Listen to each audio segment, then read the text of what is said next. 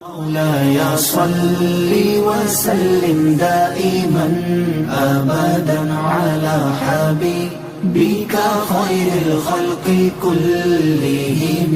مولاي صل وسلم دائما أبدا على حبيبك خير الخلق كلهم. مولاي صل وسلم دائما أبدا. اعوذ باللہ من الشیطان الرجیم. بسم اللہ الرحمن الرحیم.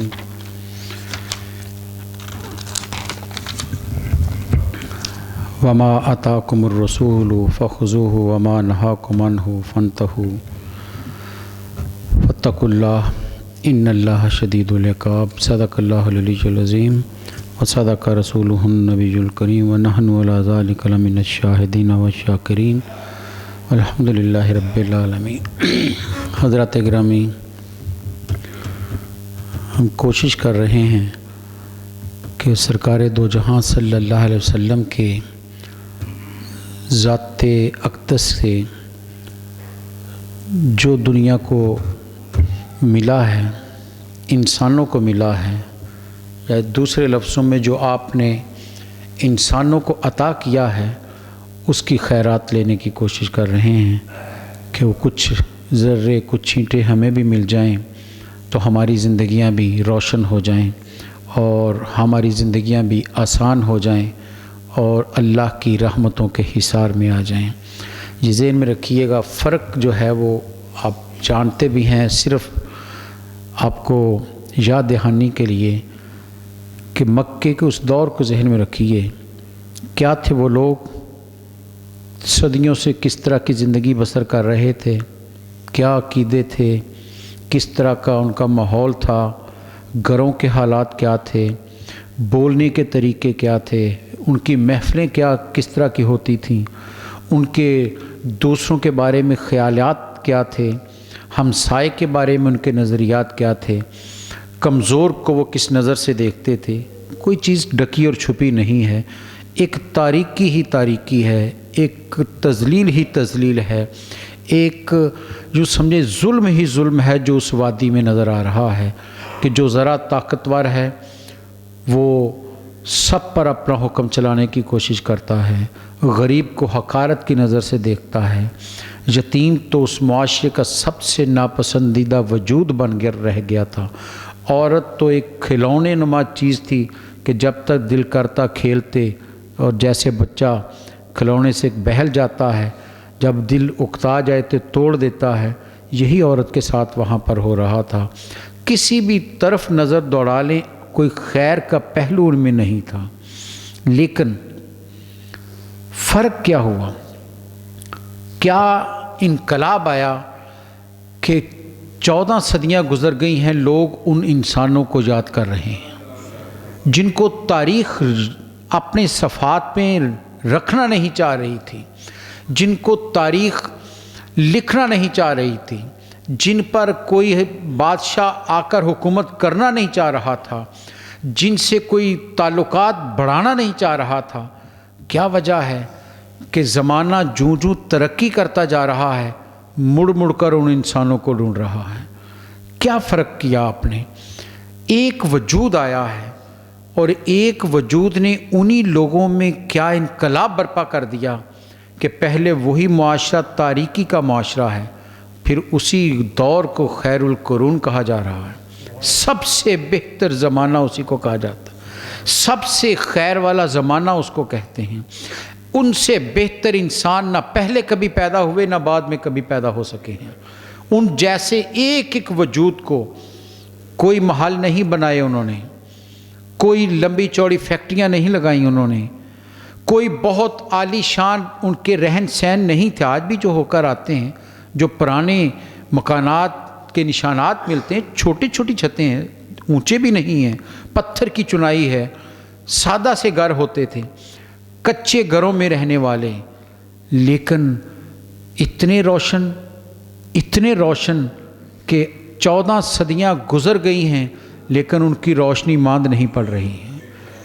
بلکہ انسان جوں جوں ان پر تحقیق کرتا ہے، جو جو انسان ان کی زندگیوں کو کریدتا جاتا ہے ان کا نور اور بڑھتا چلا جاتا ہے۔ حیرت ہوتی ہے کہ وہ وجود جو سر تا پا جہالت میں ڈوبا ہوا تھا، وہ وجود جو سر سے پاؤں تک اندھیروں میں تھا، سرکار نے صرف یہ نہیں کیا کہ ایک پہلو کو روشن کیا ہو، ایک وجود، ایک عرب نے آدمی کا بول بالا کر دیا۔ ایک وجود آیا ہے جس نے ان انسانوں کے سر کے بالوں سے لے کر پاؤں کے تلووں تک کے ہر چیز کو بدل کر رکھ دیا۔ ان کی سوچ بدلی، ان کی فکر بدلی، ان کے نگاہوں کے زاویے بدلے، ان کے فکر کے دھانے بدلے، ان کے رہن سہن کے طریقے بدلے، ان کے لباس کے انداز بدل دیے، ایک ایک چیز یوں بدل کر رکھ دی۔ اور پھر انہی وجودوں میں ایسے روشن مینار نکلے کہ میرے نبی نے قیامت تک مہر لگا دی، صحابی کا نجوم، ارے میرے صحابہ یہ انسان نہیں، یہ تو روشنی کا مینارہ ہے، چمکتے وجود ہیں۔ تمہیں جب بھی زندگی تاریک نظر آنے لگے، جب بھی تمہیں زندگی میں کہیں الجھاؤ نظر آنے لگے، جب بھی زندگی میں راستے نظر نہ آئیں، تو اس لمحے پریشان نہ ہونا، میرے کسی بھی صحابی کی زندگی کو کھول کر پڑھ لینا۔ تمہیں زندگی کے ایسے روشن راستے نظر آئیں گے کہ تم ان تاریکیوں سے نکل جاؤ گے۔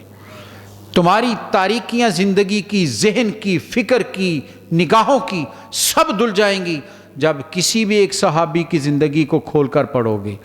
کیا کیا سرکار نے ان انسانوں کے ساتھ، کیا دیا انسانوں کو کہ انسان کسی کے ساتھ محبت کرتا ہے، 5 سال، 10 سال، 20 سال، ایک عمر، ایک نسل پیار کرتی ہے۔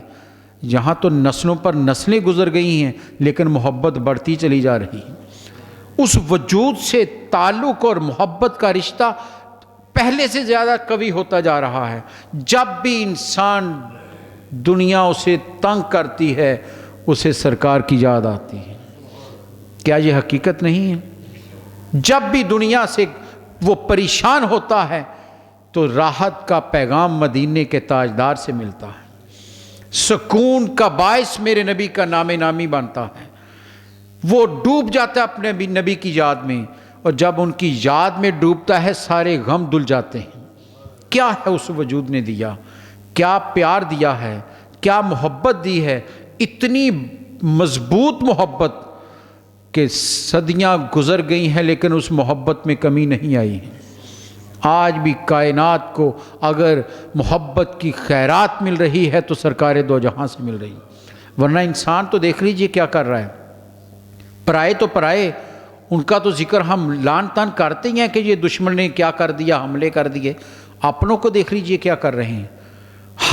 ہم اپنے اندر جھانکے تو ہم کیا کر رہے ہیں، کہاں تک ہم بگڑ چکے ہیں۔ ہمارے اندر سے وہ محبت کا، الفت کا، وہ نرمی کا رویہ ختم ہو چکا ہے۔ جہاں مفاد نظر آتا ہے ہم پاؤں میں پڑ جاتے ہیں، اور جہاں ہمیں فائدہ نظر نہیں آتا ہم لوگوں کی گردنیں ناپنے لگتے ہیں۔ یہ آج کے دور کے انسان کا المیہ ہے۔ آپ اسے کسی بھی انداز میں، کسی طرح کے لفظوں میں بیان کر لیں لیکن حقیقت یہی ہے۔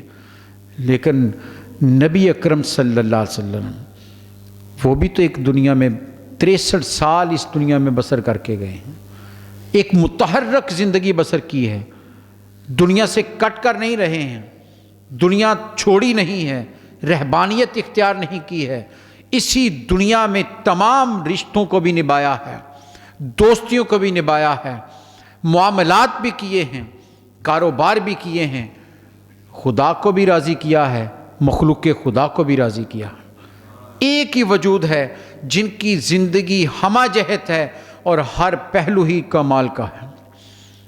ہم نے کوشش کی پچھلے جمعہ میں سرکار کے وجود سے جو عفو درگزر پھوٹا ہے، جو آپ نے عام معافیاں دی ہیں، کس طرح لوگوں کی غلطیوں کو نظر انداز کرنے کا گر سکھایا اور خود اپنے رویوں سے، عمل سے ثابت کیا کہ جب میں طاقت رکھنے کے باوجود ہم کسی سے کیا بدلہ لے سکتے ہیں، ارے میرے سامنے تو پہاڑوں کا فرشتہ اجازت مانگ رہا ہے، کھڑا ہو کر اجازت مانگ رہا ہے کہ آپ ایک اشارہ کر دیں، میں اس پہاڑ کو اٹھا کر بستی طائف پر گرا دوں، تباہ کر دوں بستی کو جس نے آپ پر پتھر برسائے ہیں، لیکن یہ شان اور طاقت رکھنے والا رسول، یہ قوت رکھنے والا، یہ اختیار رکھنے والا رسول کیا کہہ رہا ہے کہ نہیں، میں ان کی نسلوں میں ایمان دیکھ رہا ہوں، میں رحمت عالمین بن کر آیا ہوں، میں خیر کا وجود بن کر آیا ہوں۔ یہ شان، یہ قوت میری ہے، اللہ نے عطا کی ہے کہ میں ایک اشارہ کروں تو چاند ٹوٹ کر قدموں میں آ جاتا ہے، میں اشارہ کروں تو گیا ہوا سورج پلٹ آتا ہے، نماز عصر کا وقت دوبارہ آ جاتا ہے مولا علی پر۔ یہ میری شان اور طاقت ہے، لیکن میں نے تمہارے لیے اسوہ کیا چھوڑا ہے، جو انسانوں کے لیے پہلو چھوڑا ہے کہ اس ساری قوت کے باوجود میں نے کبھی کسی سے اس کی غلطی کا بدلہ نہیں لیا ہے، معاف کیا ہے، بڑے سے بڑے دشمن کو بھی، اپنوں کو بھی معاف کیا، ارے جان کے دشمنوں کو بھی معاف کیا۔ صرف معاف ہی نہیں کیا، میں نے تو سینے سے لگا کر جنت کی بشارتیں دی ہیں۔ اس سے بڑی کیا نعمت ہو سکتی؟ صرف معاف نہیں کیا ہے بلکہ سینے سے لگایا ہے اور جنت کی بشارت دے دی ہے۔ اس سے بڑا انعام کیا ہو سکتا ہے جو نبی صلی اللہ علیہ وسلم نے، اسی لیے تو جو ایک دفعہ آپ کے دروازے پر آ گیا پھر کہیں نہیں گیا، پھر دنیا کچھ بھی اسے پیش کرتی رہی ہے اس نے پائے حقارت سے ٹھکرا دیا۔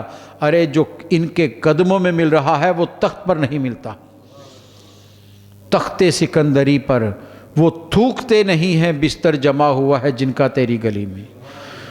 جو آپ کی گلی کا گدھا بن جاتا ہے وہ دنیا کے بادشاہوں سے بہت بہتر وجود ہو جاتا ہے۔ تو یوں محبت سے انسانوں کو قریب کیا ہے، الفت دی ہے، محبت بانٹی ہے، پیار تقسیم کیا ہے۔ یہ کہنا بہت آسان ہے، یہ کہنا بہت آسان ہے کہ پیار تقسیم کیا ہے۔ ذرا سوچئے، سامنے وہ وجود آ جائے جس نے سب سے قریبی کو بہت بے دردی سے مارا ہو، اس کے جسم کا مصلح کیا ہو، اور سامنے کھڑا ہو جائے آ کے اور کہے مجھے معاف کر دیں۔ ذرا دل پر ہاتھ رکھ کر بتائیے یہ چھوٹا ظرف ہے یا بڑا ظرف؟ یہ معمولی کام ہے؟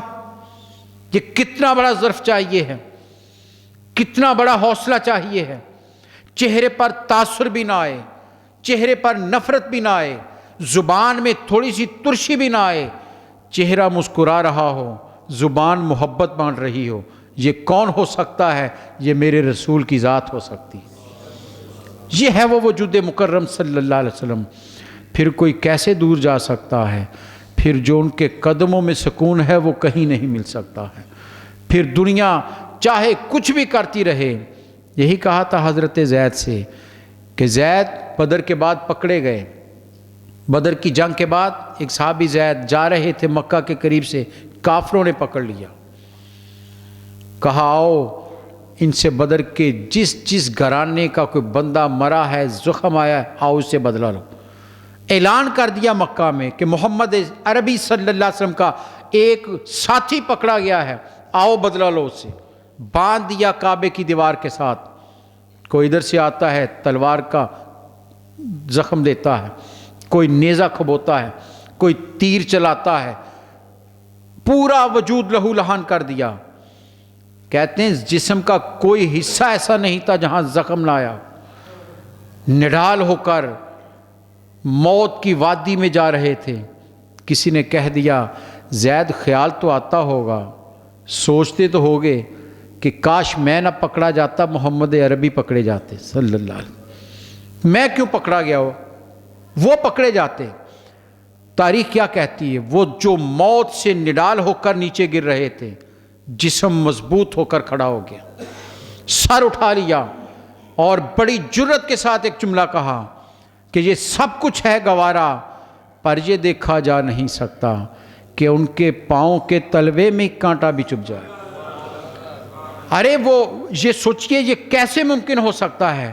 اس وجود کی نے اتنی محبت عطا کی ہے، اتنا پیار دیا ہے کہ اپنا وجود کٹ رہا ہے، جسم لہو لہان ہو رہا ہے، لیکن اس عالم میں بھی کہہ رہے ہیں ارے مجھے جتنے چاہے اور زخم دے دو، میں اپنے سرکار کے پاؤں کے تلوے میں کانٹا بھی برداشت نہیں کرتا۔ یہ اسی کے ساتھ وفا ہو سکتی جس نے پیار کیا، جس نے محبت بانٹی ہو، جس نے لوگوں کو اپنے قریب کیا ہو، جسے کوئی نہ پوچھتا ہو، ارے اسے اپنے سینے سے لگا کر حضرت قیس بن ثابت ایک صحابی ہیں، یہ نبینہ تھے، نبی صلی اللہ علیہ وسلم تشریف فرما تھے، مکے کے سرداران آئے ہوئے آپ سے گفتگو کر رہے ہیں، تو آپ کو ظاہر ہے نبینہ تھے، خبر نہیں تھی، آپ آئے بیٹھے اور آتے ہی سوال کر دیا، یا رسول اللہ یہ بتائیے۔ آپ نے کہا ٹھہر جاؤ، انہوں نے پھر کیا، 2-3 مرتبہ کیا، تو آپ کو تھوڑا سا آیا خیال کہ میں ان سرداروں کو، مکے والوں کو تبلیغ کر رہا ہوں، جی اپنا ہے، بات کر رہا ہے، یہ ادا رب کو پسند نہیں آئی۔ سورہ عبس پڑھیے آپ، عبس و تولی اذ جاءہ الاعمی، ارے جب ایک نبینہ آیا تو یا رسول اللہ آپ کے چہرے کے تاثرات کیوں بدلے ہیں؟ یہ کافر ہمیں پسند نہیں ہیں، ہمیں تو یہی نبینہ پسند ہے جو آپ کا دیوانہ ہے۔ ارے ان کے پیاروں کو رب پسند کر رہا ہے، فرمایا یہ کافر نہ ایمان لائیں، ہمیں قبول نہیں ان کا ایمان، ہمیں تو یہی پیارے ہیں جو آپ پر اپنی جان فدا کر رہے ہیں۔ یہ ہے وہ وجود جنہیں سرکار نے اپنے سینوں سے لگایا ہے۔ پہلے بھی روایت سنائی، نبی صلی اللہ علیہ وسلم تشریف فرما، مکے والوں نے پیغام بھیجا، سرداران مکہ نے، قریشیوں نے، کہ محمد صلی اللہ علیہ وسلم ہم آپ سے ملنا چاہتے ہیں۔ آپ نے فرمایا آ جاؤ۔ انہوں نے کہا آ تو جائیں، لیکن کیسے آئیں؟ جب بھی آنا چاہتے ہیں آپ کے پاس غریب غربا بیٹھے ہیں، بلال بیٹھے ہیں، صہیب رومی بیٹھے ہیں، عمار بیٹھے ہیں، آپ ان غریبوں کو اٹھا دیجیے، ہم سردار ہیں، بڑی شان والے ہیں، بڑے نام والے ہیں، انہیں اٹھا دیجیے، پھر ہم آپ سے بات کریں گے۔ تو سرکار نے کیا جواب دیا؟ فرمایا جاؤ، چلے جاؤ، تمہارے ایمان کی ضرورت نہیں، میں بلال کو اپنی مجلس سے نہیں اٹھا سکتا، میں عمار کو یہاں سے نہیں آنا ہے تو ان کے ساتھ بیٹھو۔ ارے عمر بھی تو بیٹھے ہیں، ابو بکر بھی تو بیٹھے ہیں، یہ بھی تو بڑے بڑے سردار ہیں، ارے انہی میں عثمان غنی جو سب سے بڑے امیر ہیں وہ بھی تو بلال کے ساتھ کندھا جوڑ کر بیٹھے ہیں، آنا ہے تو ان کے ساتھ بیٹھو۔ یہاں تفریق نہیں ہے کہ کوئی بڑا ہے کوئی چھوٹا ہے، ایک ہی تو دنیا میں دربار ہے جہاں نہ چھوٹے بڑے کا فرق دیکھا جاتا ہے، نہ رنگ نسل کا فرق دیکھا جاتا ہے، نہ زبان کا فرق دیکھا جاتا ہے، جو بھی آتا ہے اسے یکساں پیار ملتا ہے۔ بلکہ کبھی شوق ہو پڑھیے نبی صلی اللہ علیہ وسلم کے اخلاق، پیر کرم شاہ الازہری کی ضیاء النبی کی 5ویں جلد خاص طور پر اخلاق نبوی پر ہے، رب پڑھیے، اس کا مطالعہ کیجیے آپ کہ نبی صلی اللہ علیہ وسلم اب ملتے کیسے تھے۔ انسانوں سے ہم بھی ملتے ہیں، جو ذرا سا بڑا ہو جاتا ہے اس کے ملنے کا انداز کیا ہے۔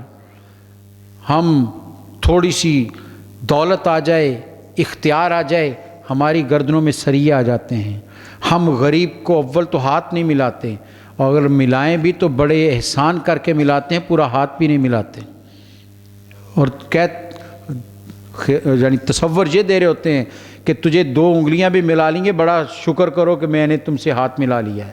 یہ آج کے دور کے انسان کر رہے ہیں، لیکن جو کائنات کا سب سے بڑا وجود ہے، جو امام الانبیاء ہیں، جو سب سے بڑے رب کی تخلیق میں سب سے بڑا وجود ہے، جن کے لیے سب کچھ پیدا کیا گیا ہے، ذرا پوچھیے آپ کیسے ملتے تھے۔ روایات کہتی ہیں کہ جب بھی کوئی آپ سے مصافحہ کرتا تو سرکار دو جہاں صلی اللہ علیہ وسلم دونوں ہاتھوں سے مصافحہ کرتے، کبھی ایک سے نہیں کیا، دونوں ہاتھوں سے مصافحہ کرتے، اور مصافحہ کر کے کبھی بھی سرکار نے پہل نہیں کی ہاتھ چھڑانے کی، جب تک دوسرا ہاتھ نہ چھوڑتا آپ نے کبھی کھینچا ہی نہیں ہے، جب تک وہ خود نہ ہاتھ واپس لے لیتا سرکار نے کبھی نہیں کہا کہ میں واپس کھینچ لوں گا۔ ارے یہاں تو ہم ملا کر فوراً کھینچتے ہیں، میرے نبی جو پکڑ لیتا جب تک وہ نہ چھوڑتا آپ نے کبھی چھڑایا ہی نہیں ہے۔ یہ پیغام بھی ہے، ارے ایک ہی وجود ہے، تم اس سے جڑ جاؤ، پھر دیکھو وہ کہاں تک تمہارا ساتھ دیتے ہیں۔ یہ وجود وہ وجود ہے کہ جو ان سے جڑ جاتا ہے، یہ کسی کو، پیر نصیر الدین نصیر نے کہا تھا نا کہ تو کسی کو بھی اٹھاتا نہیں اپنے در سے، یا رسول اللہ صلی اللہ علیہ وسلم، تو کسی کو بھی اٹھاتا نہیں اپنے در سے کہ یہ تیری شان کے شایع نہیں ایسا کرنا۔ یا رسول اللہ یہ تو آپ کی شان ہی نہیں ہے، جو بھی آ گیا ہے۔ ارے وہ کتنے کریم ہیں، میں قربان جاؤں نبی صلی اللہ علیہ وسلم کے اخلاق کے۔ قرآن کہتا ہے، قرآن نے صحابہ اکرام کو روکا کس چیز سے؟ کہ نبی صلی اللہ علیہ وسلم نے ایک دفعہ صحابہ کو بلایا گھر کھانے پر۔ صحابہ سوچئے ذرا، کسی کا شیخ، کسی کا پیر، کسی کا استاد وہ دعوت دے کہ میرے پاس آ جاؤ تو کتنی خوشی ہوتی ہے، اور جب سرکار دعوت دے رہے ہیں، صحابہ تو دیوانہ وار وقت سے پہلے پہنچ گئے، وقت سے پہلے چلے گئے، بیٹھ گئے، باتیں ہوتی رہیں۔ سرکار نے جو طعام تھا پیش کیا، اب کھا کر کون سرکار کے آستانے کو چھوڑ کر جانا چاہتا ہے؟ بیٹھے ہیں، گفتگو ہوتی جا رہی ہے، سرکار بھی بیٹھے ہوئے ہیں۔ کافی دیر تک گفتگو ہوتی رہی، کھانے کے بعد بھی۔ کافی دیر کے بعد صحابہ اٹھے، سرکار نے کسی سے نہیں کہا، لیکن رب کو یہ ادا پسند نہیں آئی۔ رب نے کہا ہے صحابہ، جب نبی تمہیں بلائیں تو جب بلائیں اس وقت جاؤ، اور جب کھانا کھا چکو تو فوراً واپس آ جاؤ۔ وہ تو حیا سے نہیں کہتے، لیکن رب تو کہہ رہا ہے۔ ارے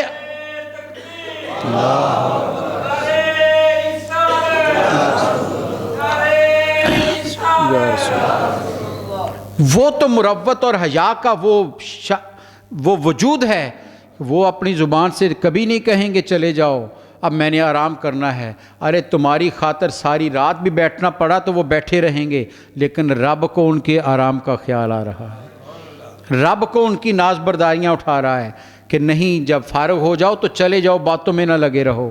یہ ہے وہ وجود نبی صلی اللہ علیہ وسلم۔ فرمایا ہاتھ جس سے ملاتے، یہ روایت تو آپ نے بہت دفعہ سنی۔ سرکار جا رہے ہیں مدینہ کی، ایک عورت نے راستے میں روک لیا، کافی دیر، روایت ہے کہ اس نے آپ کا ہاتھ پکڑ لیا، بوڑھی عورت تھی، آپ کا ہاتھ پکڑ لیا اپنے ہاتھ میں، باتیں کرتی جا رہی۔ سرکار نے یوں سر، آنکھیں نیچی ہیں شرم و حیا سے، اور اس کی باتیں سنتے جا رہے ہیں۔ صحابہ تھوڑی دور کھڑے ہو گئے کہ کوئی خاص بات کرنی ہو۔ کافی دیر کے بعد اس نے ہاتھ چھوڑا، آپ چل پڑے۔ تو ایک روایت کے مطلب حضرت عمر نے کہا، بعض کہتے ہیں کسی دوسرے صحابی نے کہا، یا رسول اللہ صلی اللہ علیہ وسلم، اس عورت نے آپ کا کافی وقت لے لیا، یہ بہت باتونی ہے، ایسے ہی باتیں کرتی رہتی ہے، آپ کا بہت وقت لے لیا۔ سرکار نے کیا جواب دیا؟ فرمایا سنو، خدا کی ذات کی قسم، اگر قیامت تک میرا ہاتھ نہ چھوڑتی میں یہیں کھڑا رہتا۔ یہ ہے لجپال رسول صلی اللہ علیہ وسلم، جنہوں نے پیار دیا ہے انسانوں کو، جنہوں نے انسان کی عزت کی ہے، جنہوں نے انسان کو وقار دیا ہے، بڑا نہیں دیکھا کہ بڑا آئے تو اس کے لیے سب کچھ آپ بچھا دیتے ہیں۔ سرکار نے غریبوں کے لیے سب کچھ بچھا کر رکھ دیا۔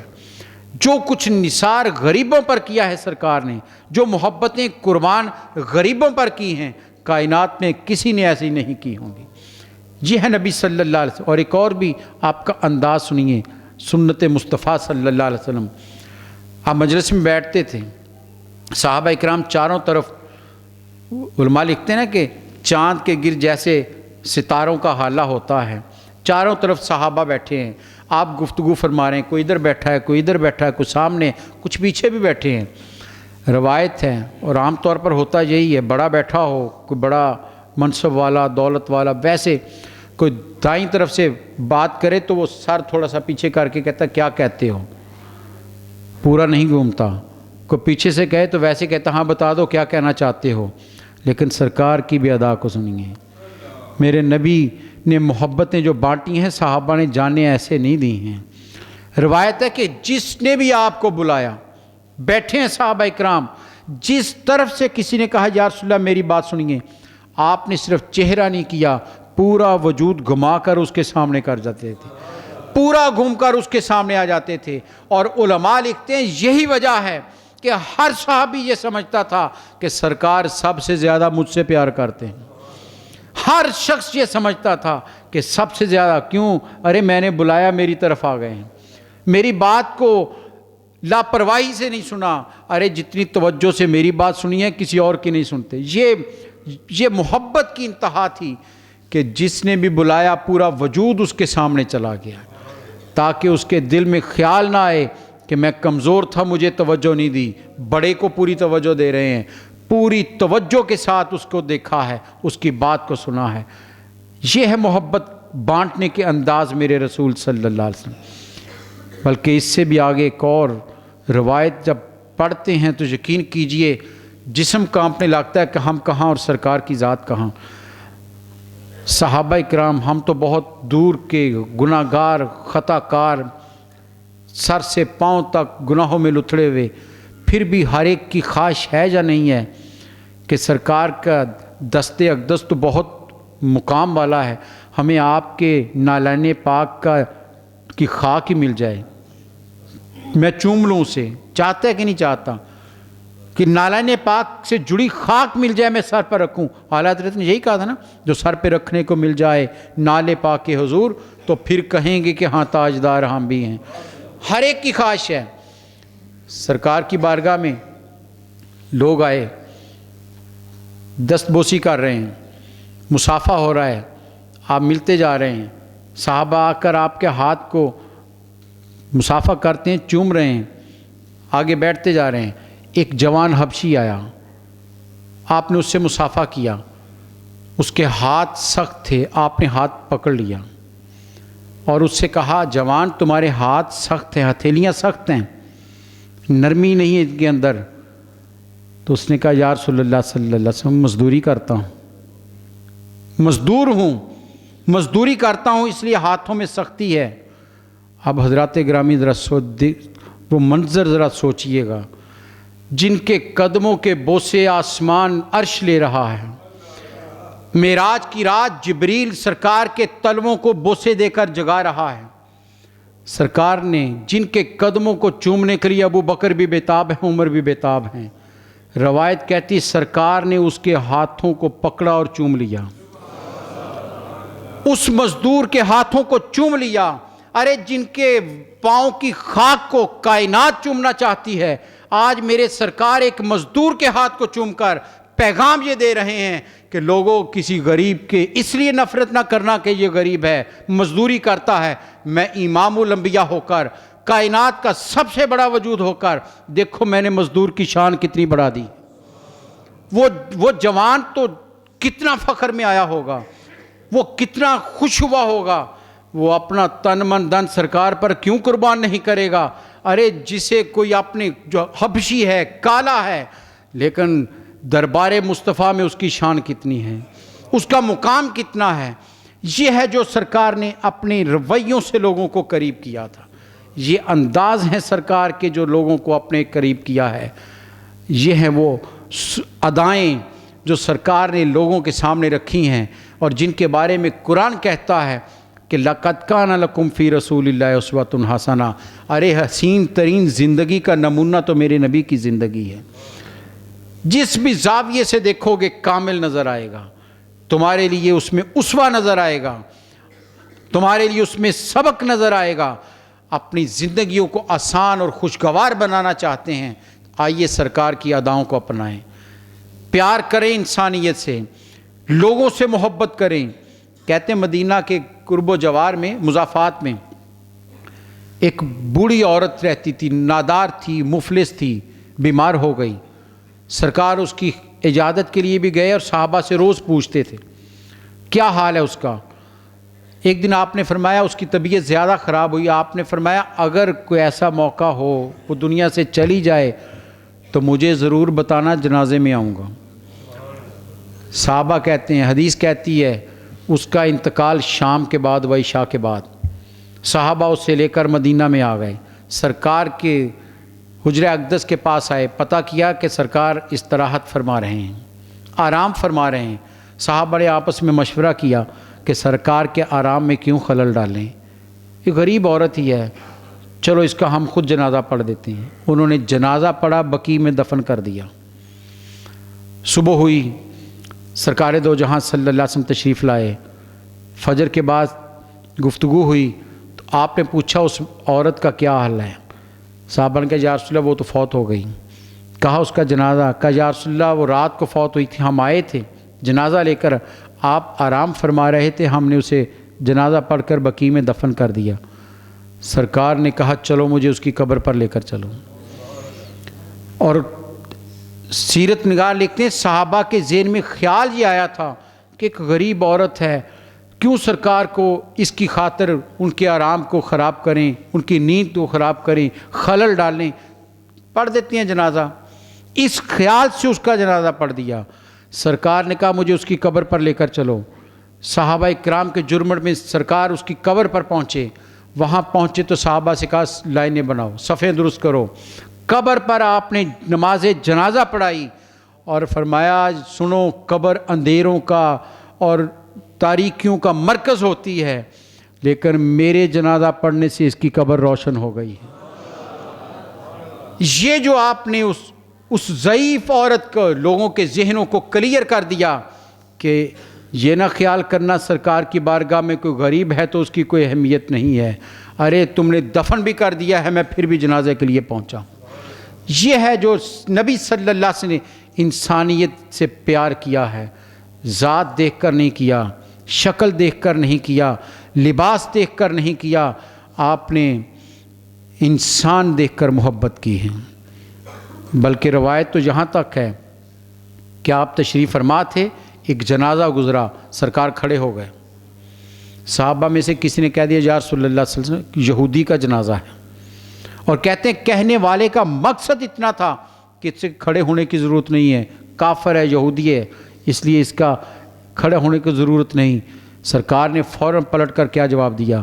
فرمایا بے شک یہودی تھا لیکن ایک انسان تو تھا۔ ارے ایک انسان اپنے آخری سفر پر جا رہا ہے، امام الانبیاء نے صلی اللہ علیہ وسلم کیا پیغام دے دیا؟ ارے انسانوں سے پیار کر کے تو دیکھو، محبت تو بانٹو ایک دوسرے کے ساتھ، پھر دیکھو معاشرے کتنے خوبصورت ہوتے ہیں۔ صدیوں پہلے سرکار نے انسانوں سے پیار کیا تھا، آج بھی انسان جب دھتکارا جاتا ہے اسے محبت رسول یاد آتی ہے، اسے نبی کا پیار یاد آتا ہے اور ترستا ہے کہ یا رسول اللہ صلی اللہ علیہ وسلم آپ کی یاد ہی ہمارے لیے ڈھارس بن جاتی ہے۔ تو اس لیے حضرات گرامی، آئیے ہم بھی سرکار کی ان خوبصورت اداؤں کو اپنانے کی کوشش کریں۔ بہت ساری اور روایات انشاءاللہ کوشش کریں گے، آپ کی وہ ادائیں جو ہم عمومی طور پر نہ کوئی بیان کیے جاتے ہیں، نہ ہی ان کو ہم پڑھنے کی کوشش کرتے ہیں، وہ عملی زندگی کے آپ کے معمولات جس سے انسان آپ پر پروانہ وار فدا ہو رہے تھے، جسم کٹ رہے تھے لیکن پیچھے نہیں ہٹتے تھے، وہ کیا کیا انداز تھے۔ انشاءاللہ کوشش کریں گے اللہ کی توفیق سے کہ سرکار کی سیرت سے ہم بھی روشنی لے سکیں، اپنی تاریک زندگیوں کو روشن کر سکیں، کیونکہ روشنی کہیں اور سے نہیں ملے گی۔